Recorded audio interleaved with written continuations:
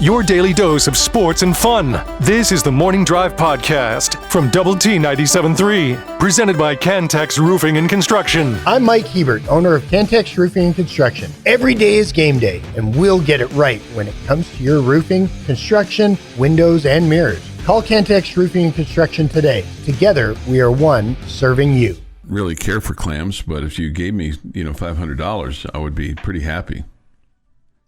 Do you care for? Have you ever had clams? I don't believe so. Yeah, I think I would know if I did. I don't. Yeah.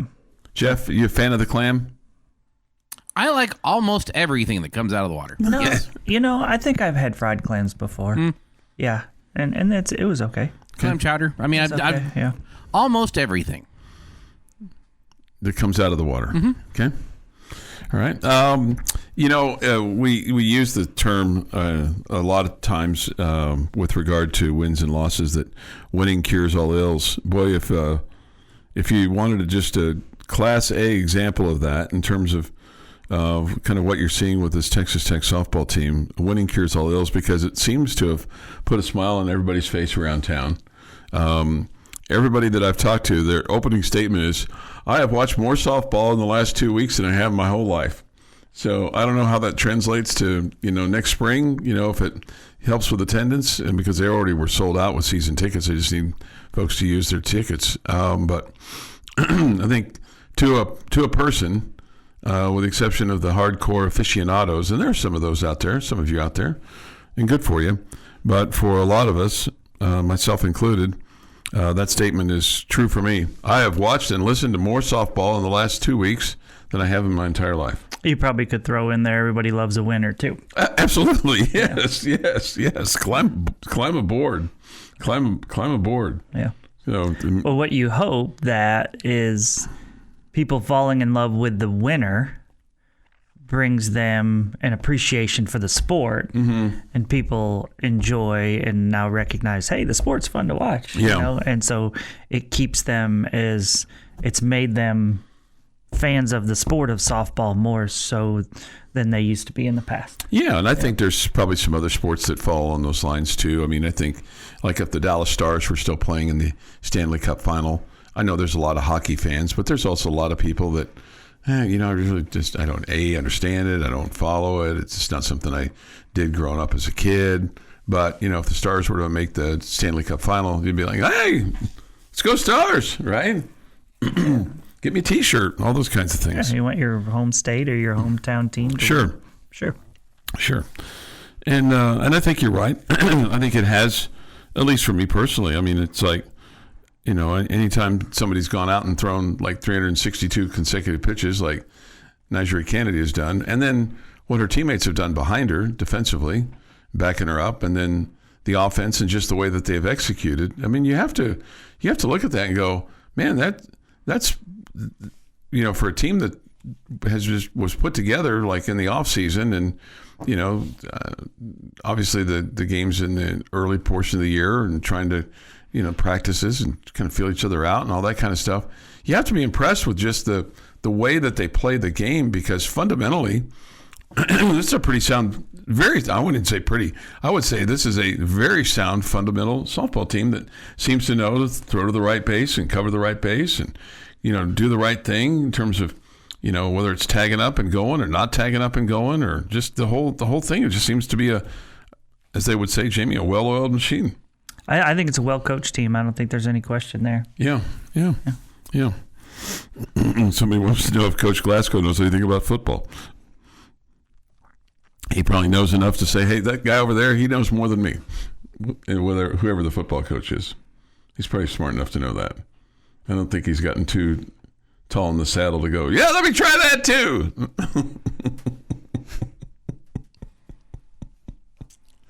Right? Yeah, I guess I'm just not a fan of the complimenting one of our coaches by trying to insult another.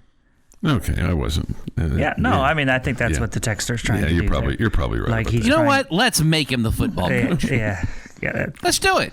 Yeah. This is clearly we're going to act like Coach Glasgow can coach the football team better than Joey McGuire. I mean, it's just silly.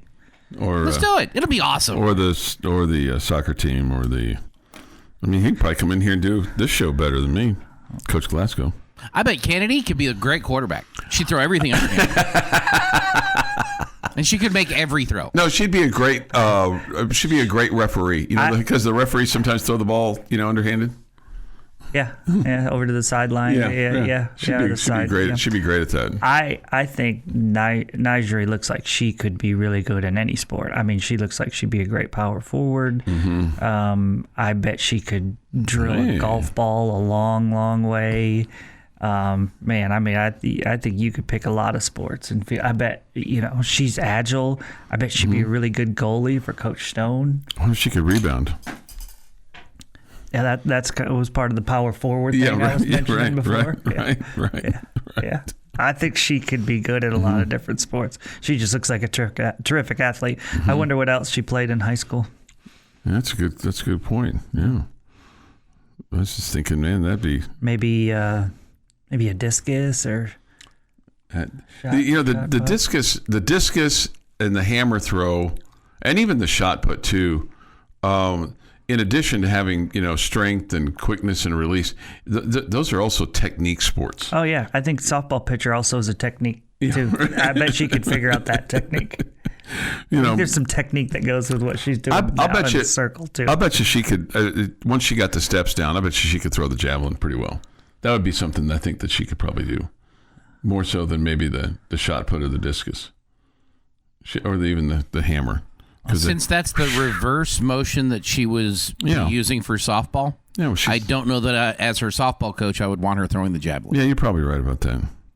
Probably just want her. That would be a great way to throw out your arm with the javelin as opposed to being the pitcher in softball. Not a whole lot of stress on that, but yeah, let's just have her be a great softball player before you start plugging her into all these other places. We weren't making her do the other sports. We were just saying that she looks like a great athlete. Yeah. I wasn't trying to make her a two-way athlete or two-way star. Yeah. This will come up this morning at some point in time, but I have another reason for you to be mad at, or just to be able to say, typical Aggies, welching on their deal with us. But I'll save that for a few moments here. Coming up next, it is This Day in Sports History with Jeff McGuire. We'll also have a lucky local winning word this morning from Double T 97.3 in the home zone, making your house a home. It's all coming up here this morning on the Morning Drive on Lubbock Sports Station, Double T 97.3. Your daily dose of sports and fun. This is the Morning Drive podcast from Double T 97.3, presented by Cantex Roofing and Construction. Today is Wednesday, day the work gets done, June the 4th, 2025. And with This Day in Sports History, here's Jeff McGuire. Going to start us off in 1927. New York Yankees? Nope. Bigger. They were pretty big in 1927. Because the New York Yankees only cover the city of New York. Oh. They don't cover the U.S. versus Great Britain in the very first Ryder Cup. U.S. wins 9.5 to 2.5. Teddy Ray is the first Great Britain skipper. Walter Hagen captains the American team. He was pretty good. Would not have been very good in that Ryder Cup deal. It's seesaw battle. 1958, San Francisco Giants' Hank Sauer and Bob Schmidt are the first in National League history to hit consecutive pinch hit home runs in a 10-9 win over the Milwaukee Braves. The skipper dialed up the right numbers, didn't he, Jamie? Sure did. 1964, Los Angeles Dodgers pitcher Sandy Koufax tosses his third career no-hitter, beating the Phillies 3-0 in Philadelphia. 1974, the NFL grants a franchise to Tampa Bay, the Seattle Seahawks. Okay. I was wrong. That's a good guess, though. It's a good guess. 1999, NHL Western Conference Finals. Dallas Stars beat the Colorado Avalanche 4-3. That means it was a Game 7. It was, yes. I know how math works. Jeff's on it today. 1999, Junior Lee Daniel earns Texas Tech's first NCAA women's outdoor 10,000-meter title by 2.39 seconds with a time of 34 minutes, 1.63 seconds. She might be one of the most underrated, underpublicized, and yet highly successful Texas Tech track and field athletes. There was somebody that came after her that was really, really good. No, I understand that, but I mean, that is why she is overlooked. But I think her personality was that way as well. Oh, sure. Yeah. And in 2012, is she still the cross country coach at LCU? I don't know. Yeah. She was. If only we knew somebody who had ties at LCU that would know these kind of things, or had a Google machine in front of us to look up said information. Wow. Yeah. I say that only because I don't have it, and it would be fun to have that information. Somebody got some extra sleep. No. 2012, in the MLB draft, Puerto Rico Academy and high school shortstop Carlos Correa is the first pick by the Houston Astros. Couple of big-time happy birthdays. Terrence Steele turns 28. Wow. Just 28. Just 28. And then another wow coming, if I had to guess. Zaire Smith turns 26. Okay. I was going to say he's probably a little older than I would have guessed. I think I would have guessed around 26. Lee is still the cross country coach. Excellent. At LCU. Thank you, Jamie. Yeah. Angelina Jolie is 50, Noah Wiley 54, and Scott Wolf is 57. And on this day, 1989, Chinese troops stormed through Tiananmen Square in the center of Beijing, killing and arresting thousands of pro-democracy protesters. The brutal Chinese government assaulted on the protesters, shocked the West, and brought decommunication and sanctions from the United States. Earlier, 1 million Chinese, mostly young students, crowded into the central Beijing to protest for greater democracy and call for the resignation of Chinese Communist Party leaders deemed too repressive. For nearly 3 weeks, the protesters kept up daily vigils and marched and chanted. Western reporters captured the events and the drama on television and for newspaper audiences in the United States and in Europe. And that was this day in sports history. All right, it's time for our lucky local winning word at 6:50 this morning. All you have to do is go to doubleTSportsNetwork.com, enter this word, or get signed up so that you can qualify to win $500. We do it every week on Tuesday, which was yesterday, and on Thursday, which is tomorrow. Okay? We'll do this all the way up until we have our final giveaway on June the 26th, when we'll be over at Soggy Dog there at 50th and Frankfurt. It's right across the street from the big old home improvement store, lumber yard, whatever you want to call it. And we'll do that on June the 26th. Somebody's going to win $2,500 that night, and probably some other prizes as well. But your lucky local winning word this morning, Jamie, is Huskies. Huskies, like as in the Washington Huskies. Huskies. Or like if you're doing some back-to-school shopping here in the next 6 weeks or so, and your lad is a little on the,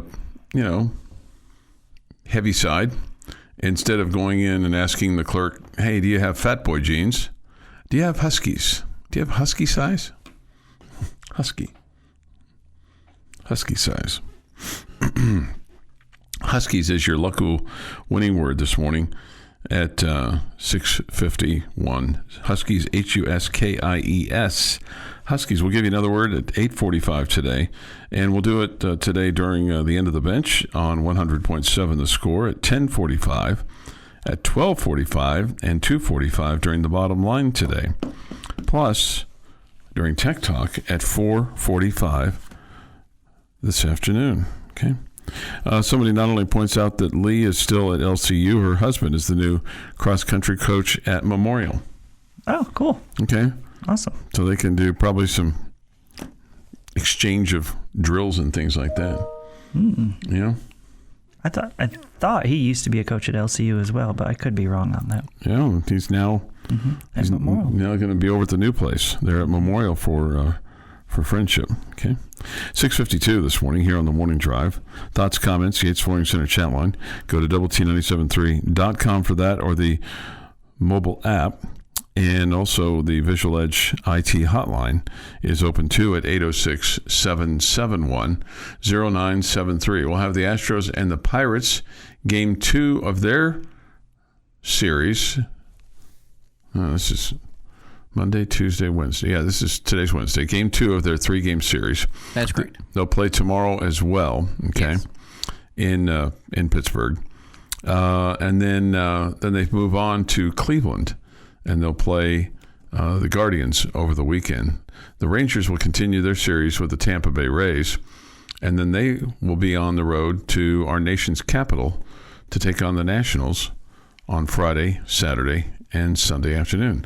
Saturday's an afternoon game as well there in D.C. Friday will be a night game, and then the Sunday game is at noon, and the Saturday is at 2:30. Okay? All right. 6:53 this morning here on the Morning Drive. Thoughts, comments, Yates Flooring Center chat line. Go to WT973.com for that. I see this headline, Jamie. This is good news, I think. Okay. Micah Parsons says he'll attend the Cowboys mini camp despite the contract drama. Quote, it's in the owner's hands.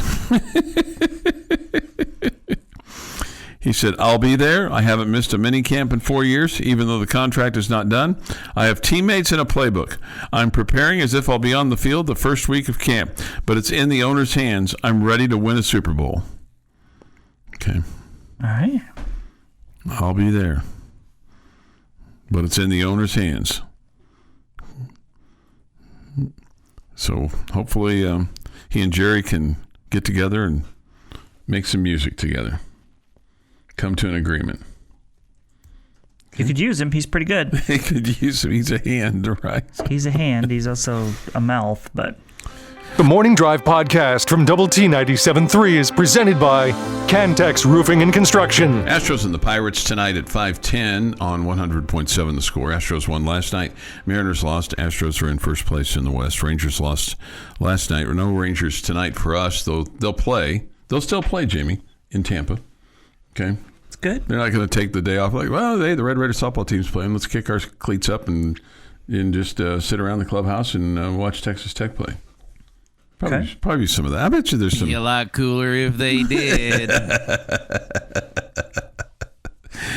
Texas Tech's last loss was May the 2nd, losing 2-1 in Provo at BYU. And, since that point in time, I mean, you just string the most number of runs you've given up. You gave up 6 to Mississippi State. Okay. This is in the regionals. You won 9-6. But that's the most. That's the most that you've given up. That was the day Nigeria was really, really battling the blister and ultimately had to be taken out of the game because of it. And so my point is going to be for Texas. And all 6 of those runs weren't earned either. I think 3 of them were unearned. And then for Texas, their last loss was against Clemson on May the 22nd. But, Jamie, they've had a tendency to give up some runs. They gave up 5 to Clemson in a win, 5 to Clemson in an extra inning win that took 10 innings, 7 in a loss.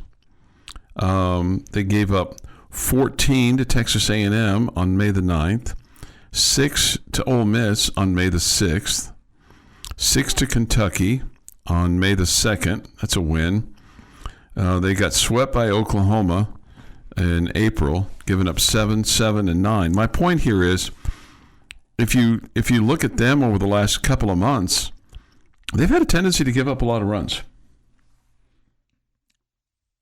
What have they done at the College World Series, Chuck? Okay.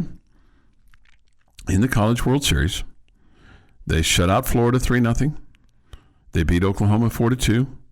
They shut out Tennessee 2-0. So they scored 9, and they've given up 2. I think their pitching's good. Okay, I'm just. I don't remember earlier we talked about how that this Texas Tech softball team's different than they were when they played the Longhorns the first time. Yeah. Okay. I think you go off of what the Longhorns are right now. Now, Tegan Caban, their ace, was their ace at the beginning of the year, and then she stumbled and struggled throughout a big portion of the regular season, and now she's come back on late and been the ace that they thought she was going to be, and she clearly is killing it. Right? Yeah. I mean, they've given up even less runs than you have in the College World Series in their 3 games. Yeah. So I don't look at it and go, well, they gave up this, a month ago or 3 weeks ago. I look at what they've done lately. Yeah. Right? Yeah. And I think right now they're pitching it really well, just like you. And they're doing it just like you have been against some of the best teams in the country. Yeah. Yeah. Somebody else points this out. Wasn't our last loss the day after we clinched the Big 12? Not that we weren't trying to win, but maybe the focus wasn't the same. It was a 2-1 game. May 2nd. Yeah, right. May 2nd, right. What's today's date? June the 4th. May 2nd was your last loss. I know. I said cool. that. Yeah. Over a month. Yeah. Yeah. So I think these games will be low scoring. I think they'll be super tight. I think they'll be 3 2s and 2 1s and 1 0s and 2 0s. I'm going to go oppo on you. I think we're going to score 7 runs tonight. So call me crazy. Which is what we've scored in 3 games. Yeah. Combined. Bust out the bats tonight. This Chuck German, like the language from Germany. Make it easy. Thank you. Pronounce German, and then they phonetically spelled it for me. Thank you. That's how the announcers pronounced it when she pitch hit in the semifinal. Okay, thank you. Just like it's spelled, sir, and like the country or the food, German. I don't know if there's any German food. Thank you, Home Finder. I don't know if there's any German food that I care for. Schnitzel? Apple schnitzel? How do you not like apple schnitzel? Okay, that's one. I was thinking more the Frankfurter? The hot dog? It's the genesis of the hot dog. Yes. Okay, there's a lot of beer there too that would be that I was thinking very tasty. I was thinking more along the lines of more culinary type items other than schnitzel and hot dogs. Well, theirs is more of a sausage than it is a hot dog, but yes. But you know what I'm saying? I was thinking something a little bit more refined. But then that's when you look for BMW. Yeah, we're not really. I'll just speak for myself. I'm not really a refined diner. We have some friends that, every once in a while they'll post a picture of their dinner, and it's like, okay, where did you go after that? Because sure doesn't look like you could get filled up on that. You know what I'm saying? I get it. Going back to our phone number conversation, alphabet letters are part of a phone number. Did you ever have that? Like our phone number on the Missouri side was Gladstone 24529. Okay. Gladstone. You would. So if you looked at the, this was the days of the old rotary dial. Okay, so Gladstone would be Gladstone 2, so that would be 42, and then 425. Gladstone 2 4529. See, I can't do it without saying Gladstone, because they'd say, "Hey, what's your number?" Gladstone 2 4529. And Gladstone was a suburb on the Missouri side, even though we didn't live in Gladstone. We lived in Kansas City North. Okay. But it was still Gladstone 2 4529. And you'd dial it. I remember, I think I've told you this before, when we moved to the Kansas side and we got cable TV and we got push button phones, I thought, boom, I'm going to win all the sports trivia contests. But I think there were other people that had it too. I wasn't the first one to have a push button phone. Oh, man. I know. Somebody beat you? It's a trivia, the trivia on the sport. I loved it when they did the trivia. And of course, you didn't have the internet. You just had to know it off the top of your head. You couldn't even have time to look in the sports trivia books or the encyclopedia or anything along those lines. Were you right most of the time then? I was pretty good. Yeah, so what happened? It's all that German beer I drank in college. Droke.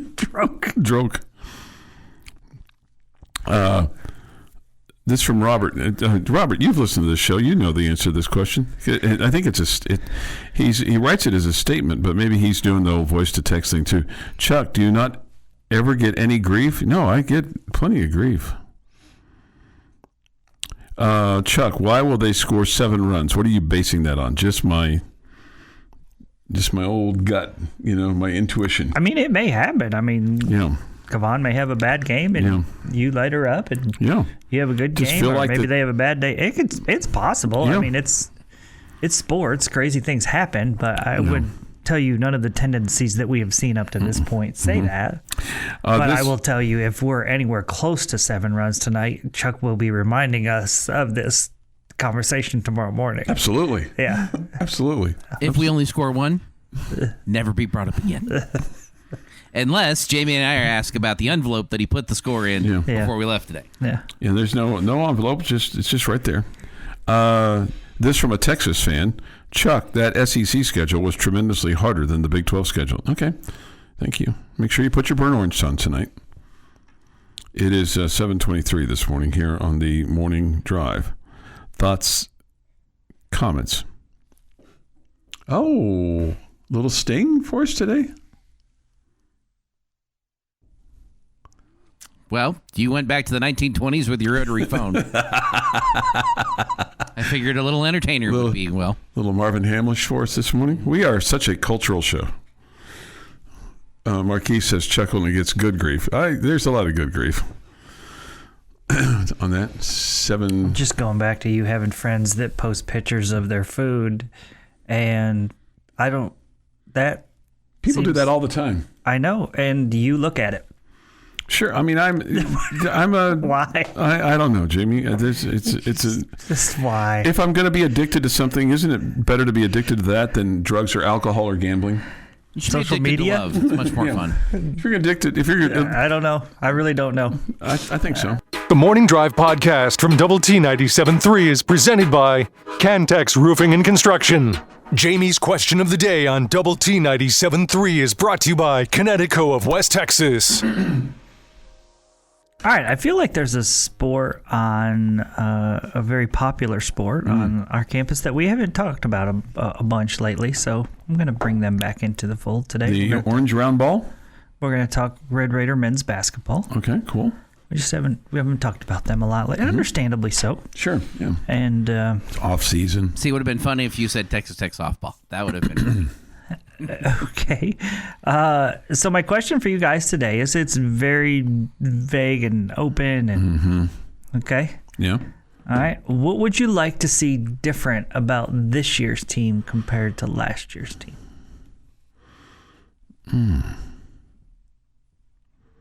What would I like to see different about this year's team than last year's team? Not as much reliance on the 3-point shot. I'd like you to pound the paint a little bit more. And I'm doing this without the full numbers. This is just the perception, right? Yeah. Okay. I mean, don't get me wrong. I love the 3-point shot. It is. It energizes teams. All those things. I just would like to see you take it inside a little bit more, because that gets you to the free throw line. You're going to have to be better free throw shooters. So if you're going to do that, but that's what I'd like. Okay. This feels a little mean. Finish first in the Big 12. I don't have a problem with your offense. I don't have a problem with your defense. I don't want to say just win more because that feels cheesy. He should have just said win all the games this year. That's, I'd like them to not lose win the Big 12. And it may take winning all your games to win the Big 12. I don't have a problem with last year's team at all. Like, as I'm sitting here thinking about it, win the Big 12. That's it. That was the only thing you can improve on. Yeah, I think that's kind of the point that I was trying to make with the question. Oh, okay. All right, sometimes they're very loaded questions. Mm-hmm. Okay, the point to me is that there's just not a lot to complain about. No, you're right. Okay. And so there was a lot to like about last year's group, and obviously you've lost some guys from that group. And so that's going to be disappointing, but you liked the style of play. You liked the way they played the game. You liked how hard they played. I agree with you, Chuck, that I felt like at times I wouldn't say that there was a reliance on the three too much, because I think it's in college basketball now the 3-point shot is so incredibly important. It just felt like we didn't get JT topping the ball enough sometimes. Inside, yeah. And he's such an incredibly dominant player that you want to make sure you're getting lots of paint touches. He's a good passer too. So that's why I'm like following what you're saying, and I'm not against what you said.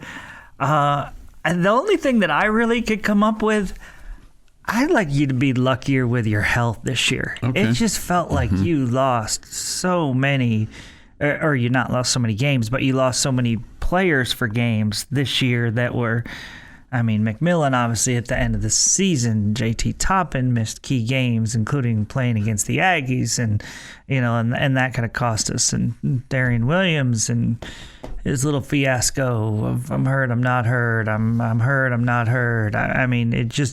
It felt like there was so much of the season where you didn't play with 100% of your roster.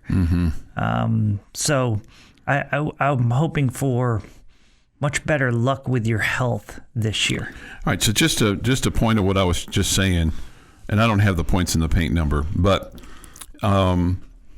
free throws attempted. Your opponents attempted 42 more free throws than you did. They attempted 705. You attempted 663. You made one more free throw than your opponents.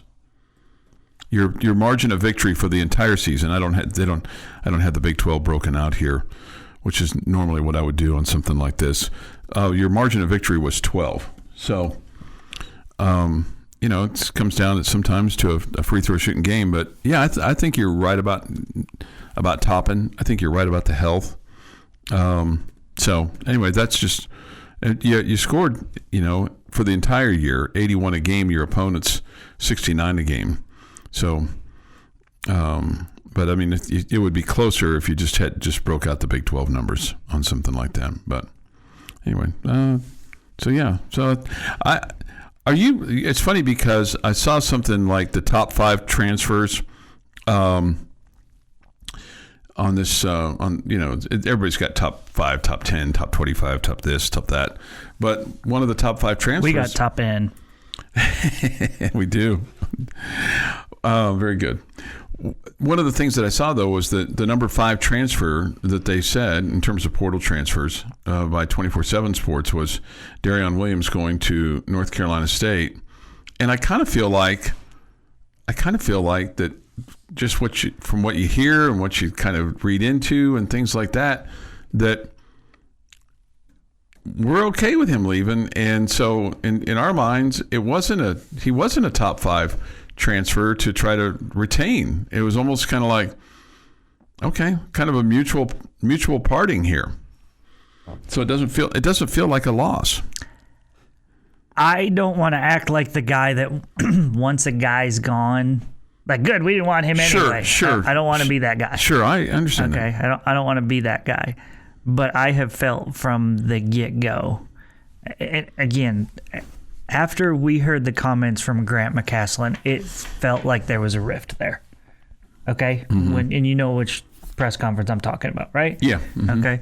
It was after the Houston game at home that we lost, and Darian Williams was quote unquote unable to play. Felt like a rift there, and it felt like to me that right there at that moment, those things wouldn't have been said unless there were previous issues and unless there was a bit of a rift. And so I am not surprised, and I don't know how hard Texas Tech worked to keep him. Yeah. I don't know any of that as fact. That was just my looking at the situation. Your take. Yeah. That was how I gauged it. Yeah. I do agree with you. I don't want to, you don't want to just go, oh, hey, no. He was a great player for us. No big deal. There's no question. But it felt like the fit changed as the season went on. And then maybe in the postseason, after the season ended, it's like, maybe your fit's not for here. This is the Morning Drive Podcast from Double T 97.3, presented by Cantex Roofing and Construction. I think it's gone relatively swimmingly so far. I mean, it's not been just crystal smooth, but it's not been choppy or anything. It's been pretty good so far. So if you've Good news. Good morning with Jamie Lent, Jeff McGuire. I'm Chuck Heinz. Come to you from the First United Bank studio. You know that. And you know about the Yates Flooring Center chat line. At least you should. We talk about it all the time. Visual Edge IT hotline. It's open as well. Some thoughts here from the Yates Flooring Center chat line off the Double T 97.3 mobile app presented by Happy State Bank. Like y'all were telling Chuck to turn off social media, I need to do the same. Chipper Jones seemingly took a shot at Georgia, how their players dress and act. Florida fans took it as a shot at them and started defending Kevin O'Sullivan in droves. So now I hope Florida baseball never wins another game. Kevin O'Sullivan, he's as bad as Josh Holiday on the whining, the Oklahoma State coach. Man. You agree on that, don't you? I do agree, and Josh Holiday's he's hard to take. He's a really tough one to take. Okay. It really is. And those Georgia players were too. Cocky, trash-talking, arrogant, and I don't know what we're doing with our jerseys unbuttoned down to our belly button, showing our chests. What are we doing? I mean, in college basketball, you can't be on the court with your jersey untucked. Mm-hmm. The refs make you tuck it in. Yet we're seeing bare chests of Georgia baseball players. Okay, because they're buttoned. They skip the top two buttons. Okay. And the first button that's buttoned is down by their belly button. Oh wow. We're what are we doing? I don't know. Showing off. Can we make some rules? If we can't play football without, there are rules there right now. Yeah, sure. Okay, mm-hmm. And basketball has to tuck in their jersey. Mm-hmm. Can we ask the Georgia players to, I don't know, show a little less cleavage? Okay. What are we doing? I'm sure it's steamy and hot and humid in Georgia. I get it. Mm-hmm. I get it. All that stuff, right? Yeah. This is a fact check on a comment that I made earlier. Just a bold statement that I just said without any kind of reference at all. After a basketball reference search, Bucky Buckwalter had a good stretch as Portland's head coach, losing to the Pistons and Bulls in the finals. But he's the only Bucky that showed up, because I had said, the Bucky for A&M, that usually Bucky's a kind of a football coach name. Okay. So we have a Bucky Buckwalter that showed up. Chuck's diatribe about the Aggies in that article represents all that is great about Chuck. I don't know if that's a compliment or not. This guy is a tiger in a trance and a state of circumstance, and I love all things Chuck. Thank you, Bill. Well said, William. Chuck, why did you call out Choice yesterday? I didn't. I sent him a text, and then he chose to reveal that. He was all kinds of irritated by my text that I sent to him. You called him Chris Beard. Well, I said it was just very Chris Beard of you, because he kept saying, I respect the question. I respect the question. I respect the question. And I'm like, I just sent him a very simple. Did Beard say that? He said that was his saying. It was his saying is nobody respects the opponent more than we do. Yeah, that's what I. But he also said more than once, because I know that I asked him some questions once and a couple times, and he said I respect the question, which means he really didn't respect the question. He really didn't. Yeah. Where the respect quote for Beard that I would associate with him most is nobody respects the opponent more than we do. Yeah. That is that was his bread and butter for the opening of the press conference. I just remember him saying every coach was a Hall of Famer. Right, but he also said next level talent on the roster. Yeah, I said I respect the question, and I just said very Chris Beard of you, and it just kind of set him off a little bit. So I didn't call him out. He called himself out on that. I think he was hurt. I think you broke him. Oh, he broke him. Yeah, a guy that slings arrows all day long, can't take a little. Very I don't Chris think Beard he was mad at you. No, I know, but he was just mad. He was just his feelings. hurt. My feelings got hurt. I think I have heard every coach on campus say at some point, "I respect the question," and then go on an angle of, "I don't respect your question. This is the stupidest thing I've had to answer today." Some of them may or may not have been directed at me. This from Choice, who's tuned in this morning, which I appreciate. I said, "I respect the question" one time, Chuck. Didn't say it more than once. I don't repeat things over and over like that. Okay. Okay. Got it. Okay. Touched the nerve. In defense of Choice, I don't know why, but it just seems like Clint and I, for some reason, end up ganging up on him every day. Yeah. Yeah. Somebody else says the email chain yesterday with the show prep was highly entertaining. Keep reading those Aggie message boards, Chuck. Okay. Yeah, man, that's.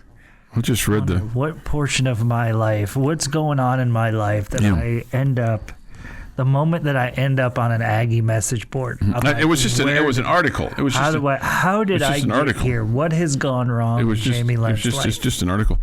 This from about a half an hour ago.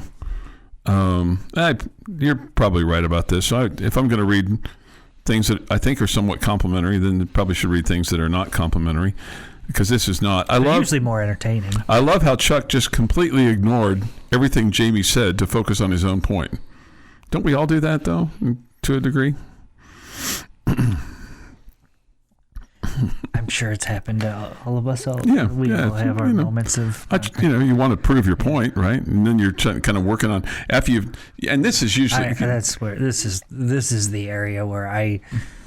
Some days I feel bad for me, but I really don't, because I just think to myself, I could be Laura. and see, Jamie's so good that when he makes his point, he's very eloquent and very short-stated in his point. And then sometimes for me, I make my point, and then there's another point I'm like, oh, yeah, well, then I was thinking, well, what would really be a better point to the point that I made was this. And I'm focused on getting that point in so that I can at least get it on the record. It's a struggle. Struggle's real. The struggle's real. One other coach, Jamie, baseball coach, is in trouble. And do you think Kevin O'Sullivan, he's probably not in danger of losing his job, is he? No, okay. I don't think so. Tom Walter at Wake Forest, maybe. He was caught on camera for what appeared to be an anti-gay slur that was caught by television cameras during a game against Tennessee. He said this last night. "I'm very sorry for my outburst and frustration. I recognize the hurt and disappointment it has caused. I own the consequences, and I apologize to the University of Tennessee, to Wake Forest, and the SEC and ACC." He said he watched the video and doesn't remember the specific moment, said that language doesn't reflect my values or the standards of this program. I think sometimes that's somewhat unfair because he wasn't directing it at, I don't know if he was, and I'm not going to cape up for him, but you got to, I guess, if you're in this world now, and you got to recognize that there's probably a camera pointed at you. Yeah. Yeah, that's and there's no room for grace. This has been the Morning Drive Podcast, presented by Cantex Roofing and Construction. Check out our library of Double T 97.3 podcasts at doublet97.3.com.